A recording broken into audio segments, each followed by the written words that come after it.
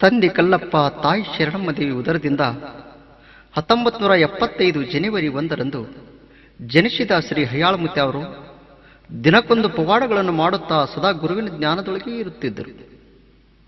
ಭಕ್ತರು ಬಂದು ಪಾದಕ್ಕೆ ಬಿದ್ದು ಅಪಾರಿಗೆ ಮಕ್ಕಳಿಲ್ಲಾರದವರಿಗೆ ಮಕ್ಕಳು ಬೇಡಿದರ ಶಿರಿತನಕ್ಕಾಗಿ ಪರದಾಡ್ತಿದ್ದಂಥವ್ರನ್ನ ಕರೆದು ಅಪಾರು ಸಮಾಧಾನ ಮಾಡ್ತಾ ಇದ್ರು.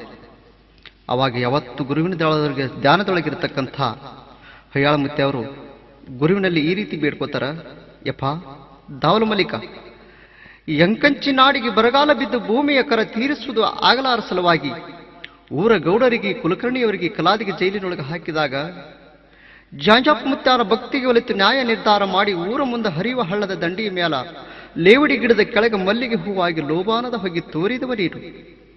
ನಿನ್ನ ಜಾತ್ರೆಯೊಳಗೆ ಬಂದ ಮಂದಿ ಕಂದೂರಿ ಅಡಿ ಮಾಡಿ ಚಂದಗೆ ಊಟ ಮಾಡಿ ಜೈಕಾರ ಹಾಕುತ್ತಿರುವಾಗ ಗಂಗಾವತಿ PSI ಬಂದು ದುಂಡಪ್ಪ ಮುತ್ಯಾನ ಬೆನ್ನಿಗೆ ಬಂದು ಒಮ್ಮೆ ಕೈ ಹಚ್ಚಿದ. ಅವಾಗ ದುಂಡಪ್ಪ ಮುತ್ಯ ಕಣ್ಣು ಕೆಂಪಗೆ ಮಾಡಿ ರೋಷಗೊಂಡು ಅಂತಾನ, ಯಾವಾಗ ನನ್ನ ಬೆನ್ನಿಗೆ ಕೈ ಹಚ್ಚಿದೆ ಅಂದ್ರ ಬರು ಜಾತ್ರೆ ಒಳಗೆ ನಿನ್ನ ಬೆನ್ನಿಗೆ ಬ್ಯಾತಾಳ ಹುಣ್ಣು ಹುಟ್ಟಿ ನಿನ್ನ ಜಾತ್ರೆ ಆಗ್ತದಲೇ ಅಂತ. ಯಪ್ಪಾ ದಾವಲ ಮಲಿಕ, ದುಂಡಪ್ಪ ಮುತ್ಯನ ಬಾಯಿಯಿಂದ ಈ ಮಾತು ನುಡಿಸಿದವ ನೀನು. ಯಾವ ಗಂಗಾವತಿ PSI ದುಂಡಪ್ಪ ಮುತ್ಯ ಅಂದ ಪ್ರಕಾರವಾಗಿ ವರ್ಷ ತುಂಬುದರೊಳಗೆ ಅವನ ಜಾತ್ರೆ ಮುಗಿದು ಹೋಯಿತು. ಒಮ್ಮೆ ತಾಯಿ ಮಗುವಿನನ್ನು ಕರೆಕೊಂಡು ಬಯಲಾಟ ನೋಡ್ಲಿಕ್ಕೆ ಹೋದಂಥ ಪ್ರಸಂಗದೊಳಗೆ ಕಾಲು ಜಾರಿ ಕೂಸು ಬಾವ್ಯಾಗ ಬಿತ್ತು. ಕೂಸಿನ ಜೀವಾನೇ ಹೋಗಿತ್ತು. ಅವಾಗ ದಾವಲ ಮಲಿಕನ ಮೇಲೆ ಬಾರ ಹಾಕಿ ದುಃಖ ಮಾಡುತ್ತಿರುವಾಗ ಹೋದ ಕೂಸಿನ ಪ್ರಾಣವನ್ನು ಮರಳಿಪಡಿಸಿದವ ನೀನು. ಯಾವ ಮೌನಮೂರ್ತಿ ಪವಾಡ ಪುರುಷ ಧರ್ಮಣ ಮುತ್ಯಾಗ ಕಬ್ಬಿಣದ ಬೇಡಿಯನ್ನ ಹಾಕಿದರ ಕಬ್ಬಿಣದ ಬೇಡಿ ಚಟ್ಟಂತ ಸಿಡಿದು ಹರಿದು ಒಗ್ಗದವ ನೀನು. ಯಪ್ಪ, ಇಂಥ ಶಕ್ತಿ ಉಳ್ಳಂತಹ ಭಗವಂತ ನೀನು. ಒಮ್ಮೆ ಯಾವ ಮಾದೇವಿ ತನ್ನ ಮಗುವನ್ನ ಅನ್ನದೊಳಗೆ ಹಾಕಿ ಕುದಿಸ್ತೀನಿ ಅಂತ ತಿಳ್ಕೊಂಡು ದೇವರಲ್ಲಿ ಹರಕೆ ಬೇಡಿಕೊಂಡಿದ್ದಳು. ಕುದಿಯುವ ಅನ್ನದಾಗ ಕೂಶಿನ ಹಾಕಿ ತೆಗೆದರೆ ಕೂಶಿನ ಜೀವ ಕಾಪಾಡದಂಥವ ನೀನು.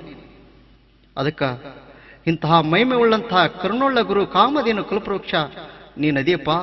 ಸರ್ವ ಭಕ್ತರನ್ನ ಸರ್ವ ಧರ್ಮದವರನ್ನ ಯಾವ ಪ್ರಕಾರ ಉದ್ಧರಿಸ್ತೀಯ ನಿನ್ನಲ್ಲೇ ಕೂಡ್ಯಾದಪ್ಪ ಅಂತ ತಿಳ್ಕೊಂಡು ಯಾವ ಹಯ್ಯಾಳಮುತ್ಯ ತನ್ನ ಮನಸ್ಸಿನೊಳಗೆ ವಿಚಾರ ಮಾಡಿಕೊಂಡು ಯಾವ ಬಂದು ಬಳಲುವಂತಹ ನೊಂದಿರತಕ್ಕಂತಹ ಭಕ್ತರನ್ನ ಮುತ್ಯ ಹಯ್ಯಾಳಮುತ್ಯ ಅವರಿಗೆ ಸಮಾಧಾನ ಮಾಡಿ ತಮ್ಮ ಊರಿಗೆ ಕಳಿಸಿಕೊಡ್ತಾರ.